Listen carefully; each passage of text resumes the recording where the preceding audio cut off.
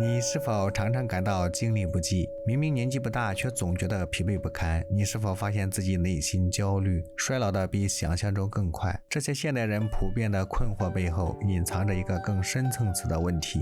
我们是否正在不知不觉中消耗着自己最宝贵的资源——生命能量？一本名为《性命规旨》的古老道家典籍，早在400多年前就对这个问题给出了几个令人震惊的答案。它是一份关于人体能量的深度报告。今天我们将从中提炼出4个颠覆性的洞见，让我们重新认识自己的生命。大家好，这里是道无阅览，带你透过古人的眼睛看清今天的世界。我们一起深度拆解古为今用的智慧。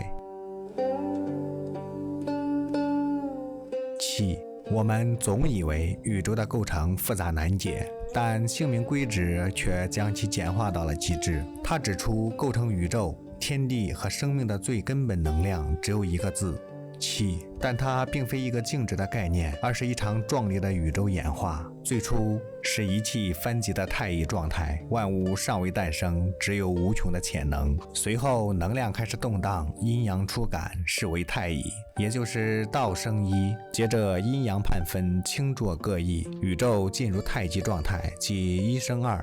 最终阴阳交融，天地定位，人类诞生，是为浑元，即2生3，并由此衍生万物。书中对道的本质做出了终极定义：夫道也者，果何为也？一言以定之，曰气也。这个观点为何如此重要？因为它告诉我们，人与宇宙是同源的，我们的生命并非孤立的存在，而是这场宇宙能量演化的缩影。我们身体内部的能量流转，本质上遵循着与宇宙创生相同的规律。理解了气的动态演化，就等于拿到了理解生命和宇宙的钥匙。现代社会普遍认为20-30岁是人生的黄金时期，但性命规旨却提出了一个截然相反的观点。书中指出，人在28之年，即16岁时，体内的生命能量阳气最为纯粹充沛，达到了生命力的顶峰。这种圆满状态在卦象中以乾卦为代表，3爻皆阳，纯粹无瑕。然而这之后，随着后天欲望的产生，这纯粹的生命体就像被凿开了一个个缺口。原文用了一个生动的比喻来描述这一个过程：呼天一朝，谋报混沌之德者至，乃日照一窍，则93之阳，提昼奔阙，而去至62之中矣。这些每天都在我们身上凿开一个孔窍的凿子，在今天有了更具体的名字。无尽的社交媒体刷新，榨干多巴胺的连续剧，消耗精力的垃圾食品，永不停歇的信息通知，它们导致我们本源的阳气像脱缰的野马一样不断流失。原文用了一句极具画面感的卦象来描述这个衰变：谦不能纯而破于离。纯阳的乾卦，其核心的阳爻断裂，变成了外阳内阴的离卦。它象征着一种外强中干的生命状态，表面看似充满活力，内在的生命本源却已被悄然侵蚀。这一洞见的冲击性在于，它警示我们所以为的人生巅峰，或许正是生命能量开始走下坡路的起点。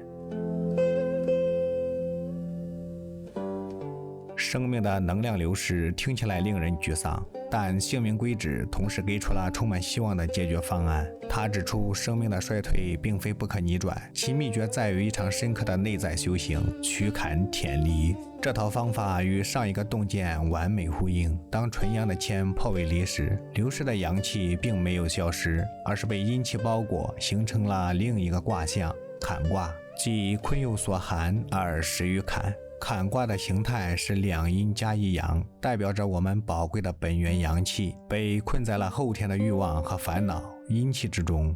驱坎填离就是这场生命衰退的精准逆转工程。它就像我们生命力是一块完美的电池，铅随着欲望的侵蚀，电池的内核被换成了无法充电的劣质材料锂，而泄露的纯净能量则被困在了日常消耗的情绪淤泥中坎。驱坎舔离就是一套精密的内在技术，教我们如何从淤泥中提纯出宝贵的能量，用它来重建电池的核心，使其恢复如初。其最终目标是驱坎中之阳，舔离中之阴，离阴及时，则复纯白为前矣。当亏损被填充完毕，我们的生命就能恢复到最初纯净、纯阳的谦的状态，成为一个糊糊沦沦一个完人。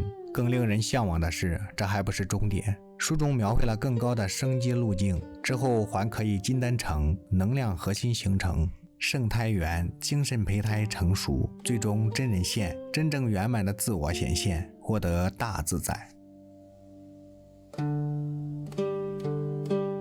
在很多人看来，儒家、佛教、道教是3套截然不同的思想体系，但性命规旨却一语道破天机，指出三教同源，其道一也。他们都指向守护同一个生命的本体及本源的能量与心性，并且都通过2个互补的概念来达成目标，忠与义。关于忠，生命的平衡状态，儒家讲执中，是守护这个生命本体的平衡；道家讲守中，是守护这个生命本体不让其耗散；佛家讲空中，是揭示这个生命本体纯净无染、本自空寂的特质。关于一，生命的终极本源。道家讲得一，是回归此生命本体的本源；佛家讲归一，是证悟此生命本体的唯一实相；儒家讲一贯，是用此生命本体的本源贯穿万事万物。3者殊途同归，都在用自己的方式解读和实践着同一个关于生命的终极真理。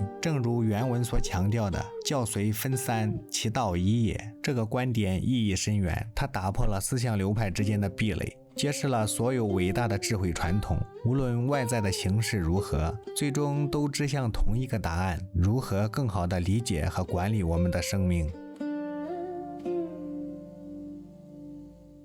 从宇宙的终极密码气，到16岁的生命力顶峰，再到逆转衰老的驱坎舔离和3教同源的智慧，这些来自古老典籍的洞见，并非遥不可及的玄学，而是一套可以应用于现代生活的生命能量管理手册。它提醒我们，生命中最宝贵的资源并非财富或地位，而是我们内在的能量。珍惜它，守护它，修复它，是每个人自己的责任。正如书中所言，人身难得今易得，大道难明今易明。此身不向今生度，更向何生度此身。